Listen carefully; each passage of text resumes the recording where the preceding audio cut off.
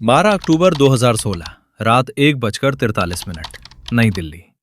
अंधेरे में डूबे एक सुरक्षित कक्ष के भीतर हल्की रोशनी में फैले नक्शे और चमकती स्क्रीनें एक ऐसे मिशन की गवाही दे रही थीं जिसकी भनक देश के बाहर तो दूर, देश के भीतर भी बहुत कम लोगों को थी। उस कमरे के केंद्र में बैठा अर्णव राठौर अपनी तीखी नजरों से हर जानकारी को परख रहा था, मानो हर छोटी गलती आने वाले तूफान का संकेत हो। सीमा के उस पार कुछ ऐसा तैयार हो रहा था जो केवल एक हमला नहीं, बल्कि भारत की सुरक्षा व्यवस्था को जड़ से हिला देने की योजना थी। और इस बार दुश्मन ने हर कदम बेहद सावधानी से रखा था। पिछले कई हफ्तों से खुफिया एजेंसियों को बिखरे हुए संकेत मिल रहे थे, लेकिन कोई भी धागा पूरी तस्वीर नहीं बना पा रहा था। अचानक एक अनजान स्रोत से आई एक एन्क्रिप्टेड फाइल ने सब कुछ बदल दिया, जिसमें समुद्री रास्तों, गुप्त ठिकानों और संभावित हमलों की झलक छुपी थी। इस जानकारी के पीछे कौन था, यह अब भी एक रहस्य बना हुआ था, लेकिन इतना साफ था कि यह मिशन किसी साधारण संगठन का काम नहीं था। अर्णव को तुरंत सक्रिय किया गया, क्योंकि उसकी पहचान ही ऐसे ऑपरेशनों में थी जहां हर कदम मौत के साए में उठाया जाता है। कुछ ही घंटों में अर्णव सीमा के करीब एक गुप्त स्थान पर पहुंच चुका था, जहां से उसे उस पार की गतिविधियों पर नजर रखनी थी। ठंडी हवा और सन्नाटे के बीच हर आवाज असामान्य लग रही थी। वहीं दूसरी ओर पाकिस्तान के भीतर जैद खुर्रम अपने नेटवर्क के साथ इस मिशन की आखिरी तैयारियों में जुटा हुआ था। उसकी रणनीति में कोई जल्दबाजी नहीं थी, बल्कि हर कदम बेहद सोचा समझा और योजनाबद्ध था, मानो वो जानता हो कि सामने कौन खड़ा है। दिन बीतते गए और हर गुजरते पल के साथ खतरा और भी करीब आता गया। अर्णव को धीरे धीरे यह एहसास होने लगा कि यह केवल एक हमला नहीं, बल्कि एक ऐसा जाल है जिसमें भारत की प्रतिक्रिया को भी पहले से ही गिना जा चुका है। हर मूव के पीछे एक और चाल छुपी थी, और हर जानकारी के साथ एक नया शक पैदा हो रहा था। इसी बीच एक और गुप्त संकेत मिला, जिसने पूरे मिशन की दिशा बदल दी। ये संकेत किसी ऐसे व्यक्ति की ओर इशारा कर रहा था जो भारत के भीतर रहकर दुश्मन की मदद कर रहा था। नई दिल्ली में बैठे अजीत डोभाल तक जब ये जानकारी पहुंची तो माहौल और भी गंभीर हो गया। ये अब केवल सीमा पार का खतरा नहीं रहा था, बल्कि एक आंतरिक दरार भी सामने आ चुकी थी। अर्णव को दो मोर्चों पर काम करना था, एक बाहर के दुश्मन के खिलाफ और दूसरा अपने ही सिस्टम के भीतर छुपे गद्दार को ढूंढने के लिए। हर पल का दबाव बढ़ता जा रहा था और समय तेजी से निकल रहा था। रात के अंधेरे में अर्णव ने एक खतरनाक फैसला लिया। उसने सीमा पार करने का जोखिम उठाया। ये कदम आधिकारिक नहीं था, लेकिन हालात अब नियमों से परे जा चुके थे। दुश्मन के इलाके में कदम रखते ही हर चीज बदल गई। हर चेहरा संदिग्ध और हर छाया खतरा बन गई। जैद खुर्रम को भी अब इस घुसपैठ की भनक लग चुकी थी, और उसने अपने जाल को और भी कस दिया था। दोनों के बीच ये एक अदृश्य युद्ध बन चुका था, जहां गोलियों से पहले दिमाग टकरा रहे थे। अर्णव हर सुराग को जोड़ने की कोशिश कर रहा था, जबकि जैद हर कदम पर उसे भ्रमित करने की योजना बना रहा था। इसी बीच वो रहस्यमयी 26 नवंबर 1993 रात 2:17 दुबई के एक सुनसान इलाके में खड़ी एक काली गाड़ी के अंदर बैठे कुछ साए भारत के भविष्य की दिशा तय कर रहे थे। हवा में खामोशी थी, लेकिन उस खामोशी के भीतर छिपा था एक ऐसा नेटवर्क जिसकी जड़ें सिर्फ मुंबई तक सीमित नहीं थी, बल्कि पाकिस्तान, मध्य पूर्व और यूरोप तक फैल चुकी थी। ये वही समय था जब भारत में हुए धमाकों की गूंज अभी ठंडी भी नहीं पड़ी थी, और उस गूंज के पीछे खड़ा नाम था दाऊद इब्राहिम। लेकिन जो दुनिया देख रही थी वो सिर्फ एक चेहरा था। असली खेल पर्दे के पीछे चल रहा था। मुंबई के अंधेरे गलियारों में जन्मा यह नेटवर्क धीरे धीरे एक अंतर्राष्ट्रीय जाल में बदल चुका था। हर देश में उसके आदमी थे, हर बंदरगाह पर उसकी नजर थी, और हर बड़े सौदे में उसका हिस्सा तय था। हवाला के जरिए पैसा ऐसे घूमता था जैसे वो कभी रुका ही नहीं, और इस पूरे सिस्टम को इतनी सफाई से चलाया जाता था कि सरकारी एजेंसियां सिर्फ अंदाजा ही लगा पाती थीं। भारत की खुफिया agency research and analysis wing को भी कई सालों तक इस नेटवर्क की गहराई समझने में मुश्किल हुई। इस नेटवर्क का सबसे खतरनाक हिस्सा था इसका शैडो स्ट्रक्चर। ऊपर से ये एक सामान्य अपराध सिंडिकेट लगता था, लेकिन अंदर से ये कई परतों में बटा हुआ था। हर परत का काम अलग था, और हर व्यक्ति को सिर्फ उतना ही पता होता था जितना जरूरी हो।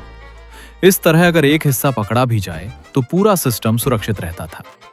यही कारण था कि इतने वर्षों बाद भी ये नेटवर्क पूरी तरह खत्म नहीं हो पाया। इस जाल की एक मजबूत कड़ी जुड़ी हुई थी पाकिस्तान के कराची शहर से, जहां से पूरे ऑपरेशन को नियंत्रित किया जाता था। कराची की भीड़भाड़ वाली गलियों में छिपे सुरक्षित ठिकानों से आदेश जारी होते थे और फिर वो आदेश कुछ ही घंटों में दुनिया के अलग अलग हिस्सों तक पहुंच जाते थे। इस पूरे सिस्टम को सुरक्षा देने के लिए स्थानीय ताकतों और कुछ प्रभावशाली लोगों का समर्थन भी माना जाता रहा। इसी कारण भारतीय सुरक्षा एजेंसियों के लिए ये सिर्फ एक अपराधी को पकड़ने का मामला नहीं था, बल्कि एक अंतर्राष्ट्रीय राजनीतिक पहेली बन चुका था।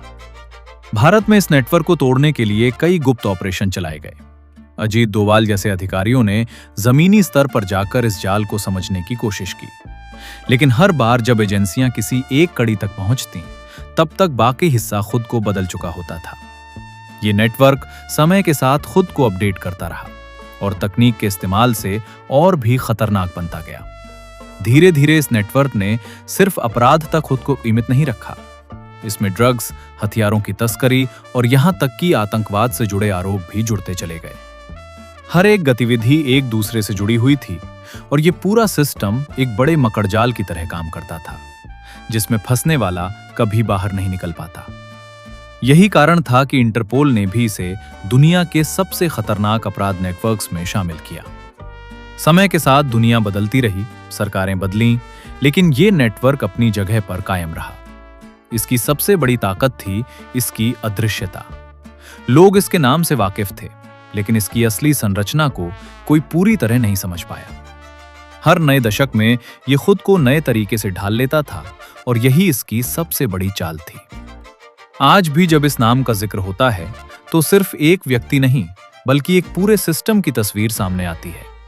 एक ऐसा सिस्टम जो कानून की सीमाओं के बाहर काम करता है, लेकिन दुनिया के कई हिस्सों को प्रभावित करता है।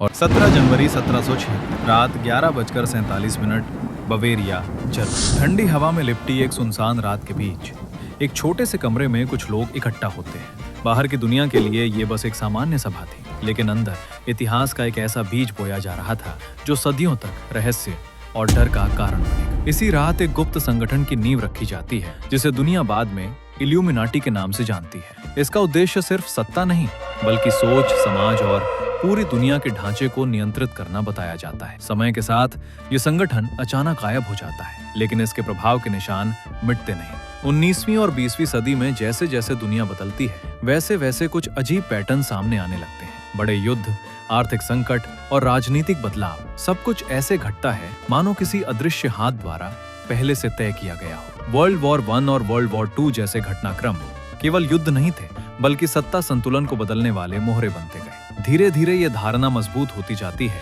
कि दुनिया के सबसे ताकतवर लोग, राजनीतिज्ञ, उद्योगपति और बड़े संगठन किसी एक अदृश्य नेटवर्क के इशारों पर काम कर रहे हैं। CIA और फेडरल रिजर्व जैसे संस्थानों के पीछे छिपे निर्णय कई बार ऐसे लगते हैं जैसे वे केवल देशों के लिए नहीं, बल्कि एक बड़े वैश्विक एजेंडा के लिए लिए जा रहे हों। 21वीं सदी में प्रवेश करते ही ये रहस्य और गहरा हो जाता है। इंटरनेट और सोशल मीडिया के दौर में जानकारी तेजी से फैलती है, लेकिन सच्चाई और झूठ के बीच की रेखा और भी धुंधली हो जाती है। कुछ लोग मानते हैं कि हर बड़ी घटना, चाहे वो आर्थिक मंदी हो, महामारी हो या टेक्नोलॉजी का अचानक विकास, सब एक ही मास्टर प्लान का हिस्सा है। एक ऐसा प्लान जिसमें आम इंसान केवल एक मोहरा है। सबसे डरावनी बात ये नहीं है कि इल्यूमिनाटी का अस्तित्व है या नहीं, बल्कि ये है कि अगर कोई अदृश्य ताकत सच में दुनिया को नियंत्रित कर रही है, तो वो हमारी सोच, हमारे फैसले और हमारी आजादी को भी प्रभावित कर रही है। ये कहानी किसी एक संगठन की नहीं, बल्कि उस संभावना की है जहां सच और साजिश के बीच की दीवार इतनी पतली हो जाती है